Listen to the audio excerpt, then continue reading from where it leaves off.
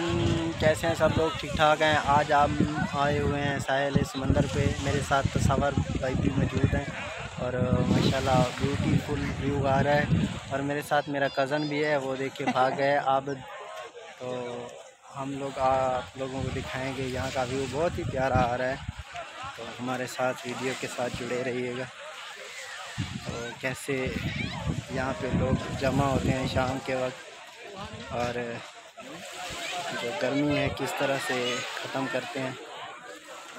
ये रहा मेरा कज़न भी मेरे साथ है, आबिद, और सफ़र भाई भी मेरे साथ हैं। बीच का सारा माहौल आज की वीडियो में आप लोगों को दिखाएंगे, आप लोगों के साथ शेयर करेंगे। और हमारे चैनल को ज़रूर सब्सक्राइब करना है। ये देखिए लोग नहा रहे हैं। वो सामने पीछे नज़र आ रहा है जो बुर्ज अल अरब